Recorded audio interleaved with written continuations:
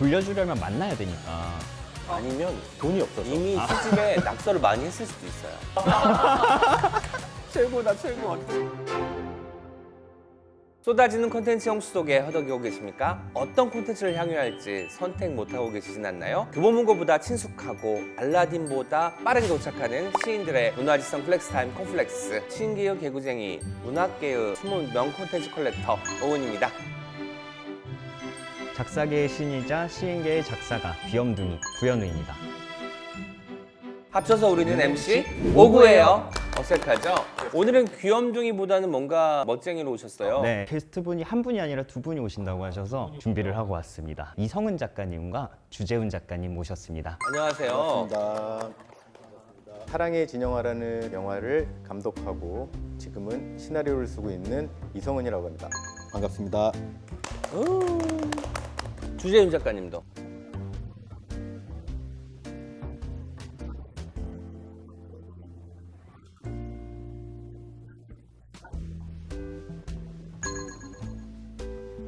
반갑습니다. 두 분도 좀 공교롭게 경기 스토리 작가 하우스에 같이 입주해 계시다고 들었어요. 어떤 공간인지 좀 이야기 좀 해주시죠. 한국 영화 진흥을 위해서 작업 공간을 제공하고 창작 활동비도 지급해 주시고 특강 프로그램을 통해서 시나리오를 좀 더 윤택하게 만들 수 있게 해주는 그런 지원 프로그램입니다. 초고를 이제 처음에 제출을 하고 공간에 들어가서 퇴고의 시간을 갖는 그런 형태일까요? 한 6개월 과정 동안 도움을 받으면서 작업을 이제 완성하는 거죠. 예를 들면 경찰 영화를 찍는다 그러면은 현직의 경찰분이 와서 강의를 해주시고 퇴거하고 계신 시나리오 살짝만 이야기 들려주실 수 있을지 궁금하네요. 스포일러를. 금주령이 내렸던 영정조 시대의 말자패들의 이야기를 지금 작업하고 있습니다. 말자패. 현대 조직폭력배라고 보시면 되겠습니다. 아. 네. 술을 만들어서 아. 유통하는 이야기인 아. 거죠. 술 좋아하실 것 같은데. 아, 예, 매일 마시고 있습니다. 궁금하네요. 시나리오 작가분들도 술의 힘을 빌려서 작품을 써보신 적이 있는지. 술을 마시면 다음날까지 푹 쉬죠. 그럼 매일 드신다면서요? 그럼 예. 지금 사실 퇴고가 안 되고 있는 상황일 수도 있겠는데 경포진에서 알아도 되나요? 매일 쉬고 계신 거? 편집. 네.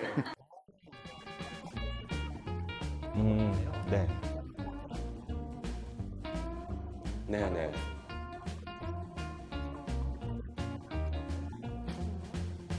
네. 그 안에서 오. 언제쯤 만나볼 수 있을까요? 아 진짜요? 시인도 있고 시나리오 작가님도 계셔서 시와 시나리오 이야기를 같이 하면 어떨까 싶어요. 그쵸. 크로스오버죠, 일종의. 영화를 봤는데 왜 시가 떠오르지? 네. 그리고 혹은 시를 봤는데 영화가 떠올랐어. 반대되는 상황도 괜찮을 것 같고 너와 나의 연결고리. 시와 시나리오가 어떻게 연결될 수 있는지를 이제 네. 파악할 수 있는 시간입니다. MC 옥께서 먼저 영화 한 편을 소개해 주시죠. 아마 많은 분들을 알고 계실 거예요. 스파이크 존즈 감독의 허 2025년 이때를 배경으로 하고 있는 영화예요. 얼마 안 남았죠.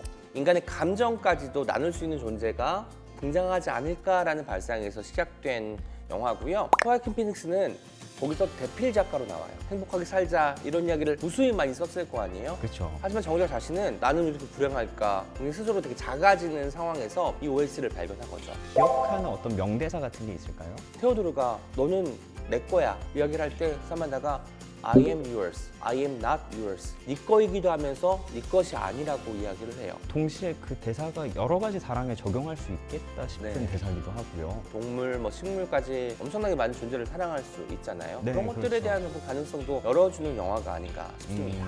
사랑의 정의가 아닌가라고 생각을 해요. 아. 사랑하는 대상이 나의 것이기도 하지만 나의 것이 아니기도 하잖아요. 멋있다. 이 영화가 장르적으로 SF로 나뉘는 거에 대해서 의구심이 들어요. 지구종말, 뭐 매트릭스, 미래에서 와야 되고. 그런데 기술의 끝을 보는 게 아니라 그 기술이 우리한테 지금 현실에 들어와서 영향을 어떻게 미치는지. 지극히 현실적인 시선으로 미래를 바라봤다라고 저는 봐요. 테오도르가 마지막에 이런 이야기를 해요. 싸움까지도 나의 인생의 일부가 될 것이다 라고 이야기를 하거든요. 인공지능도 삶의 일부가 되는 것이고 콘플렉스를 통해서 만나볼 수 있는 컨텐츠들이나 다 우리 삶에 녹아 들어가는 어떤 것이 아닐까라는 생각을 하게 됩니다. 왠지 방금 말씀하신 것 중에 그 생활이라는 단어가 좀 핵심 키워드가 되지 않을까 싶기도 해요. 이 영화를 보고 이제 떠올린 시가 있으실 텐데 장정일 시인이 네. 햄버거에 대한 명상이라고 엄청난 시집을 썼어요. 거기에 등장하는 샴푸의 요정이라는 시가 있는데 한 대목을 제가 읽어드리도록 하겠습니다. 네. 그녀는 인사를 잘한다. 안녕하세요. 그녀는 미소 띠며 속삭인다. 무지개를 실은 동글동글한 거품이 TV 화면을 완전히 메운다. 그러면 샴푸의 요정이 속삭이는 거지. 아마 당신은 사랑에 빠질 거예요. 라고 속삭이는 것이지. 왠지 샴푸의 요정과 내가 사랑을 하고 있다고 착각에 빠지는 남자의 이야기인데 호와 맞닿아 있잖아요. 너무 잘 맞물리는 것 같아요. 교묘하게 연결된 지점이 있어서 제가 이 시를 가지고 왔습니다. 이미지로는 상당히 흡사한 부분이 많이 있는 것 같아요. 추천사를 해주신다면 저는 그녀라는 영화를 디지털 문명에 스며든 아날로그 사랑이라는 말로 정리하고 싶습니다. 이번에는 MC9가 영화를 한 편 소개해 줄 시간입니다. 코엔 형제의 노인을 위한 나라는 없다 라는 영화를 가지고 왔습니다. 돈가방 때문에 생긴 일, 딱 그렇게 요약이 될 것 같은데요. 이 영화의 제목은 예이츠의 시의 비잔티움으로의 항해의 첫 구절에서 따왔다고 해요. 시에서 출발한 시나리오, 영화게 돼요. 네. 그리고 전 또 다시 시를 떠올리고 네네. 순환이 잘 이루어지고 있습니다. 2호선 같은 거죠. 네. 슈퍼마켓에서 동전 던지기로 가장 크게 잃어본 건 뭐가 있느냐. 이 동전이 오기까지 22년이 걸렸는데 비로소 지금 여기에 와 있는 거다. 미친 사람의 철학처럼 그런 그렇죠. 식으로 자기만의 정의로 움직인다는 걸 되게 보여주는 강조하는 그런 장면이었던 것 같아요. 그리고 그 비닐조차도 무서워요. 비닐 펴지는 그 장면. 그러니까 비닐이 부들부들 떨면서 펴지잖아요. 네. 출연료를 줘야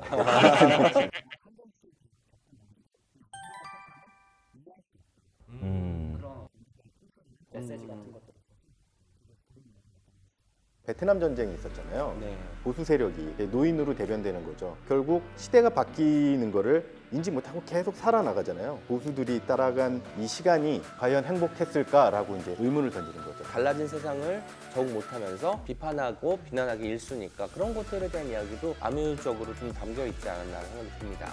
이 영화가 BGM이 하나도 안 쓰인 영화라고 하더라고요. 여기 전문가분들 있으니까 네.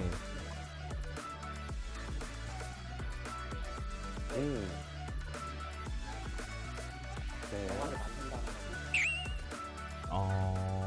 이성훈 작가님께서 실제로 어제 노인을 위한 나라는 없다를 다시 보고 오셨다고 합니다. 네. 실제로 BGM이 하나도 등장하지 않던가요? 두 눈을 부릅뜨고 귀를 열어야죠. BGM인데 부릅뜨고 귀를 네. 한 번 딱 음악이 나오는 거예요. 나왔어요? 거짓말했네? 딱 걸렸다라고 생각을 딱 했는데 걸렸다.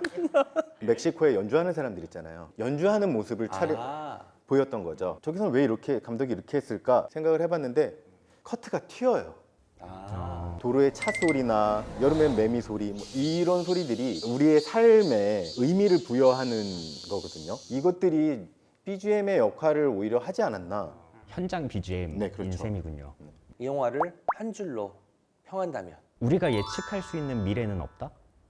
음. 라고 생각해보면 어떨까 싶습니다. 시나리오 작가님들께서 시를 읽고 나서 떠오른 영화 반대로 한번 접근을 해보면 좋을 것 같아요. 두 분이 평소에도 시를 좀 읽으시는지도 궁금해요.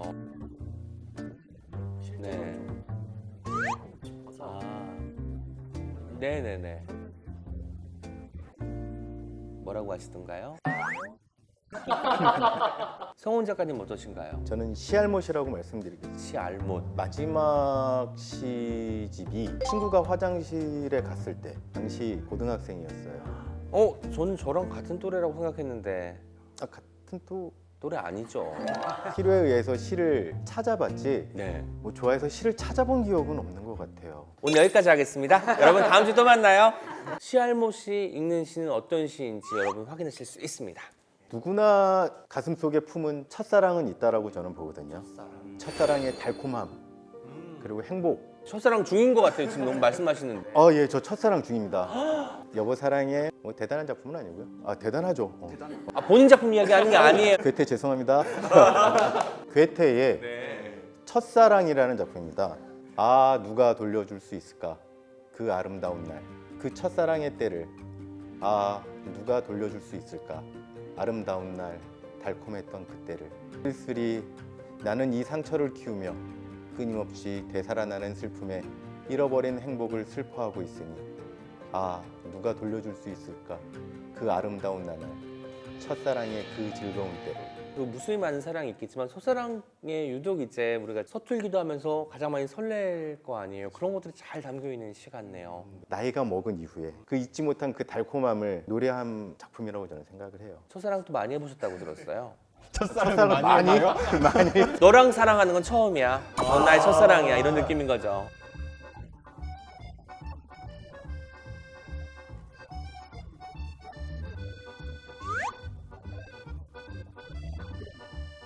그래서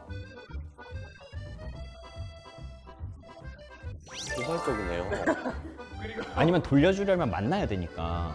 아니면 돈이 없어서. 이미 시집에 낙서를 많이 했을 수도 있어요.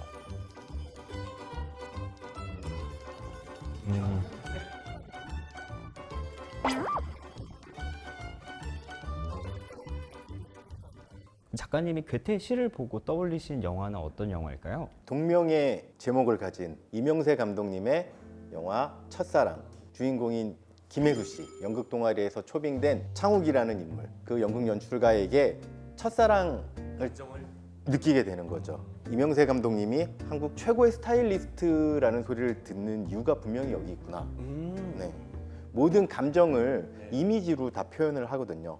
뭐 대사나 이런 게 아니라 네, 술을 마시는데 마치 사랑이 끝남을 알려주듯이 한 명씩 한 명씩 사라집니다. 자리에서 술 주전자가 떠오르고 거기에 있는 게 천천히 떠올라서 없어져요. 첫사랑이 사그라드는 그런 모습인 거죠. 그런데 재밌는 건 그 당시에 우리나라에는 CG를 사용하지 않았다라는 거죠.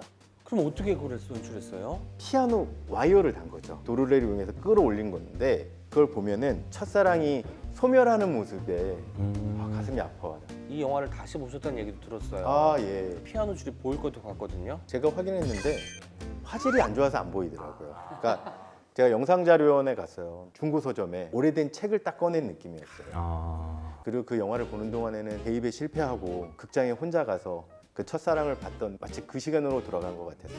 영화 자체가 첫사랑인 느낌이네요. 아 그렇죠. 저한테 볼 이유가 생긴 것 그러니까 같아요. 아까 또 자료원에 가셔서 이걸 뽑을 때 그 기분이 뭔가 옛날 추억을 소환하는 느낌이라고 하실 때 저는 그 장면이 너무너무 영화적이라는 생각이 들었어요. 또.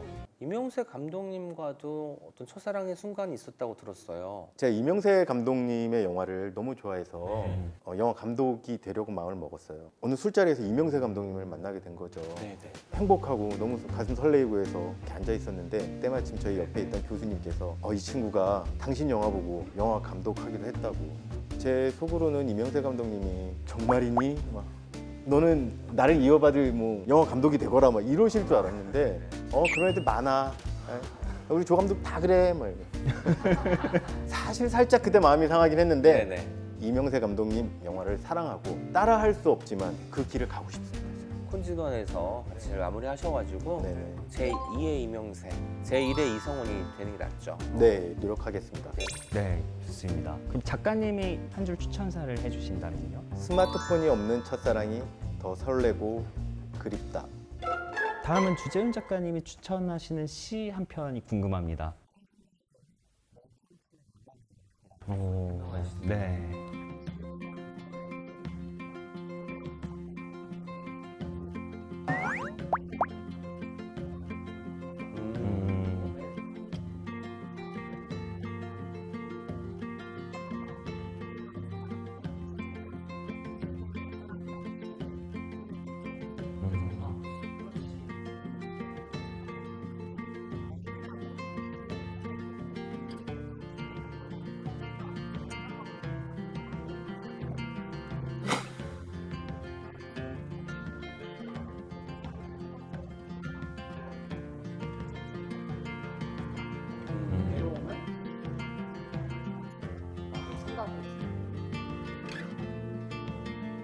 주재훈 작가님 육성으로 한번 시청해 들어볼까요?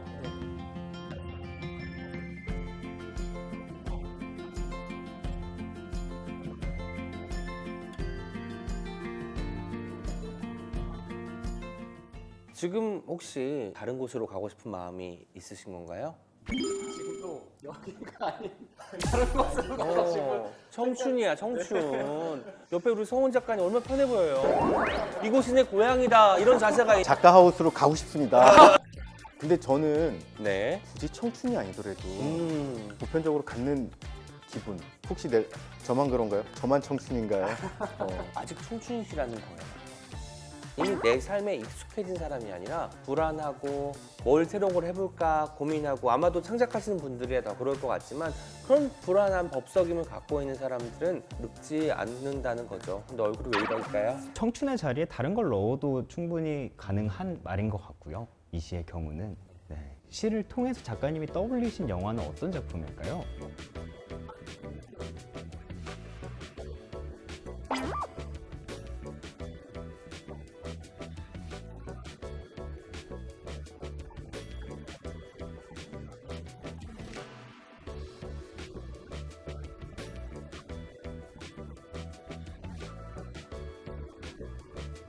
시를 쓰지 않을까? 라는 생각이 좀 들었어요. 이 삶에 안착하지 않겠다라는 단호한 어떤 표정 같은 것들이 드러나잖아요. 그런 것들이 우리가 흔히 생각하는 청춘의 그 들끓음과 많이 연결돼서 소개가 된 것 같습니다.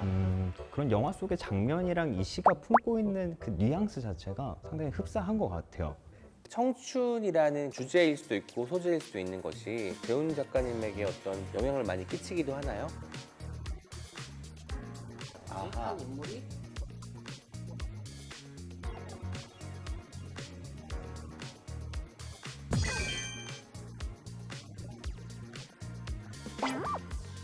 재훈 작가님은 실제로 이렇게 이제 청춘이시기도 하지만 유튜브 채널도 운영하고 계시다고 들었어요.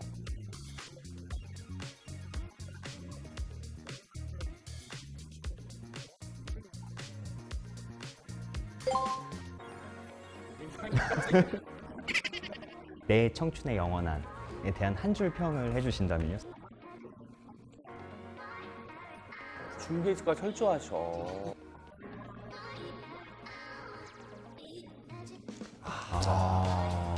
이해의 가장 첫걸음이 사랑인 것 같아요. 사랑하겠다고 마음먹으면 알고 싶어지잖아요. 그 사람에 대해서, 그 존재에 대해서 마음이 담겨있는 구절이었습니다. 두 분 경기 스토리 작가 하우스에서 지금 퇴고하고 계시잖아요. 네. 창작자분들께 오시면 좋다. 이런 홍보 이야기를 좀 해주면 좋겠습니다.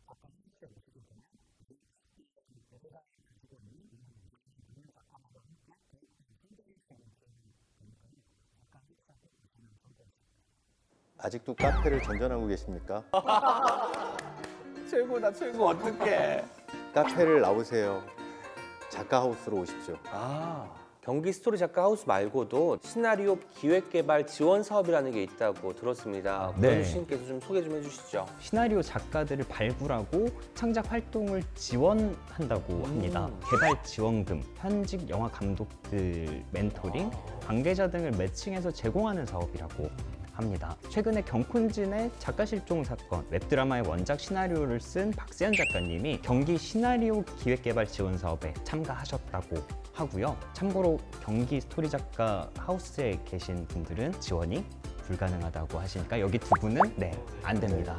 두 분 말고도 많은 어떤 예비 작가님들이 혜택을 받았으면 좋겠는 바람에서 저희가 말씀을 드렸습니다. 네, 좋습니다. 시나리오 작가의 입장으로서 시를 말씀을 해주셨잖아요. 다른 분야로서 이렇게 접근을 했을 때 어떻게 느끼셨는지. 보통 영화나 시나리오 작가들은 사건 위주로 이야기를 진행시키잖아요. 그러다 보니까 좀 세상을 마크로하게 본다면은 시를 작업할 때 감정으로 들어가다 보니까 세상을 마이크로하게 보시는 것 같아요. 그래서 세상을 그 마이크로하게 보는 법을 배워봤으면 그리고 여기서 좀 느끼고 그러고 가고 있습니다.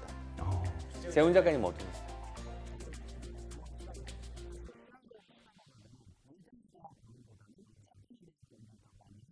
네네. 되는 편인데 아하. 볼 수 있거든요.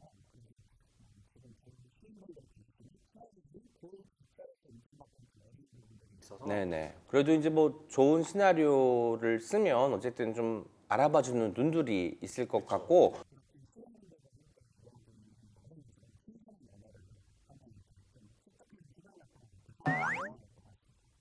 구현우 씨는 어때요? 시인으로서. 조금 다르지 않을까라는 생각을 많이 했어요. 사실 창작 방식은 엄청나게 차이가 있을 거고 그렇겠지만 어떤 감정을 이미지로 떠올린다는 건 어떻게 보면 비슷할 수 있겠다라는 생각은 들더라고요. 표현의 차이가 약간 있겠다라는 그런 느낌으로 오늘 받아들이게 된 것 같고요. MC 오께서는 어떠셨나요? 사실 장면에서 말해주는 게 많이 있잖아요. 심지어 감정적 여운까지도 뽑아내는데 이걸 문장으로 표현할 때 많은 것들이 휘발될 거 아니에요.